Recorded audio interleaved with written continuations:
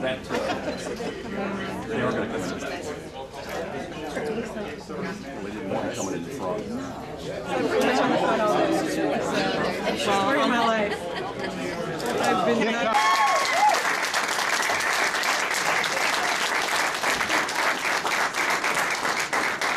Let me say briefly, this actually brings back a lot of memories. I ran for Congress twice and lost, in '74 with Watergate and in '76 with Jimmy Carter at the head of the ticket.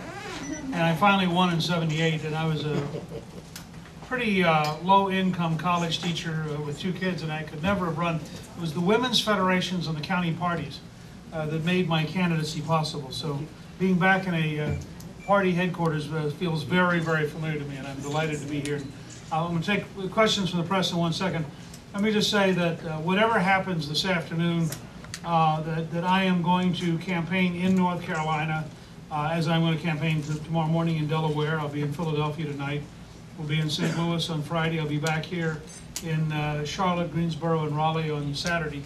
I think it's important to have a conservative voice in this process. North Carolina is the state which turned around Ronald Reagan's campaign in 1976.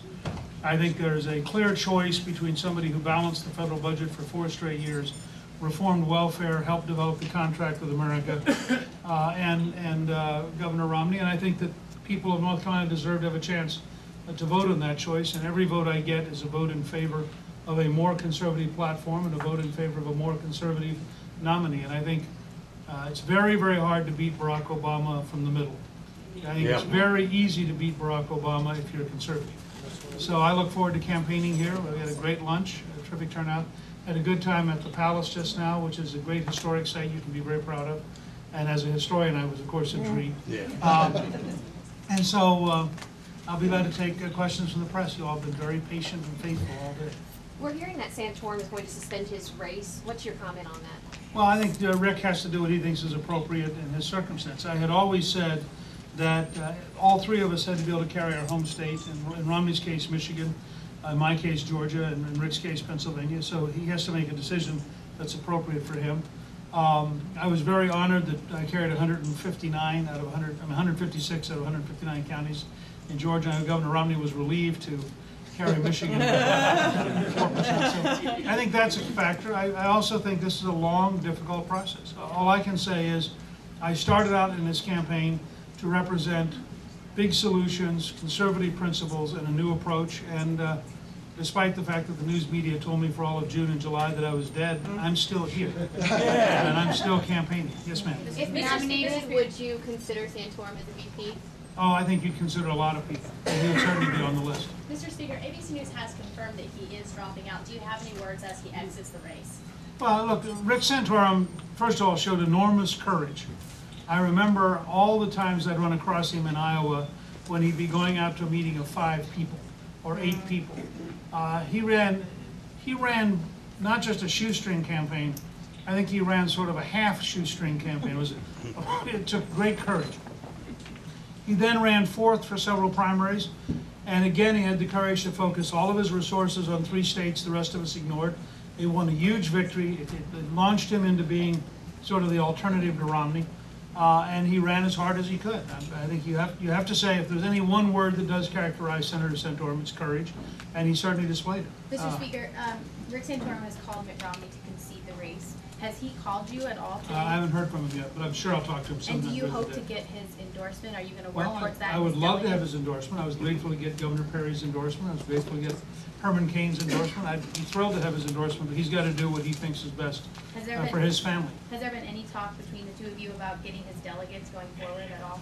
No, I mean, not. Listen, I didn't know him more than you did until about an hour ago. So I thought he was going to campaign through Pennsylvania. So we have obviously we'd like to get his delegates, and frankly, on values and on conservatism, I'm much closer to Senator Santorum's delegates than Governor Romney is.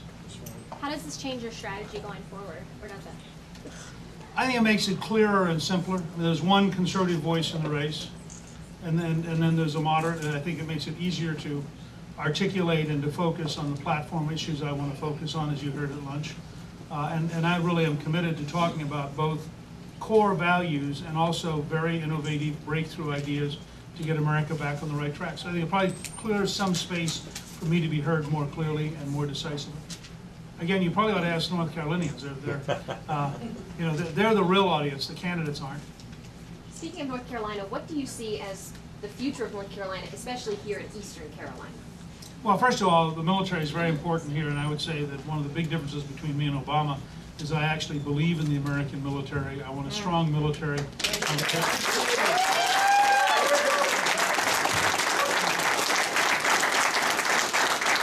I'm prepared to invest in the military. Second, I want a complete and thorough overhaul of Veterans Administration. I think we're not doing a good enough job for our veterans, and that directly affects North Carolina. Third, I'm for the appropriate development of energy supplies, which could be a huge source of revenue and jobs for North Carolina.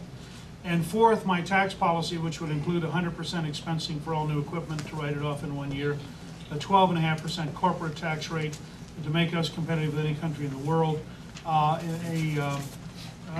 abolition of the death tax permanently so nobody would ever again be punished for working and saving their whole life, zero capital gains tax rate, so you'd have hundreds of billions of dollars poured in to create jobs. All those are very job-creating provisions.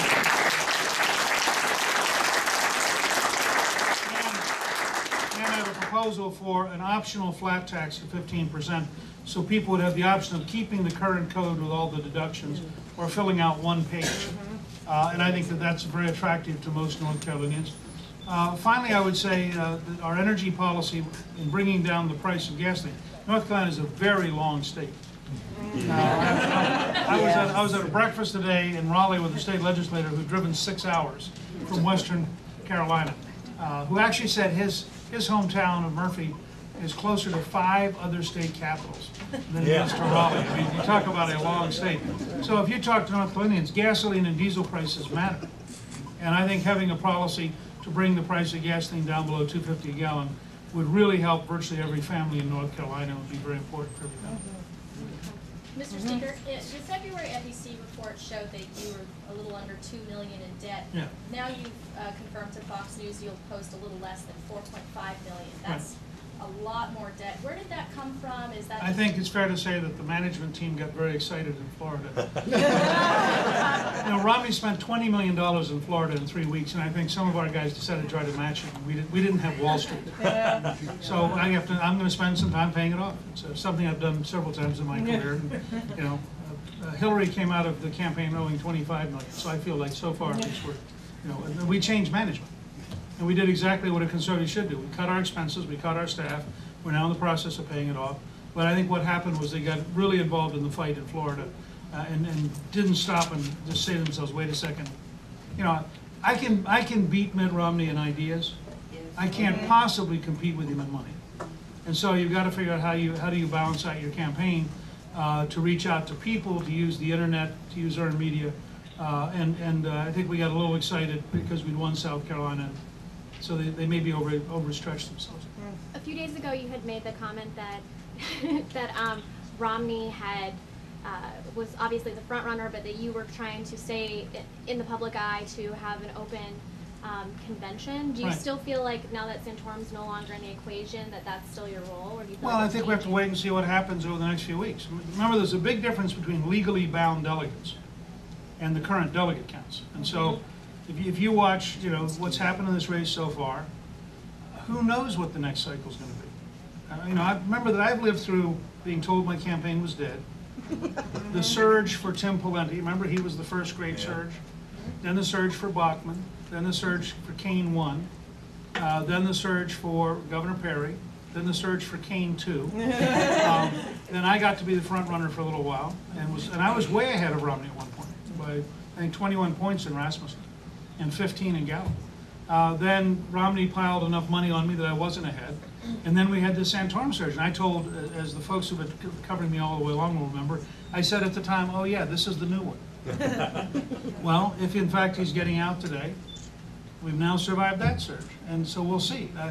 I just remind everybody, if you watched on Sunday at the Masters, the two guys who were in the playoff weren't number one when the morning began. One of them, Mustafazin, the South African, on the second hole, got an amazing double eagle, which means he shot the equivalent of a hole-in-one from the fairway. Now, at that point, you can imagine Bubba Watson saying, "This is clearly God's will. I think I'll go home." Instead, he shot birdies for the next 4 holes. That's right. So I would just say to all of you, this is a more open convention than people think. Governor Romney has huge weight of money, but he also has a distinct liability in ideas and a distinct liability, frankly, in people raising questions about it. And so I don't feel, I have 180,000 donors at Newt.org. For those of you in the back, that's Newt.org. And they're all, 95% of them gave less than $250. So they're everyday folks. I feel an obligation to them to stand up for conservative values and to carry the conservative fight forward. And we'll see. If Governor Romney earns the nomination, I'll support it. But I said this Sunday, it got misinterpreted. He has to earn the nomination. Nobody's going to give it to him. And I'm going to do all I can to represent conservatism and the core values that Ronald Reagan helped change the world with. And I think we need a platform that represents those kind of values. And I'm going to work very, very hard for the nomination. And I'm going to work even harder to ensure that whoever the nominee is, we have a platform this fall that brings together conservatives across this country, because beating Barack Obama is the most important election of our lifetime. So thank you all very much.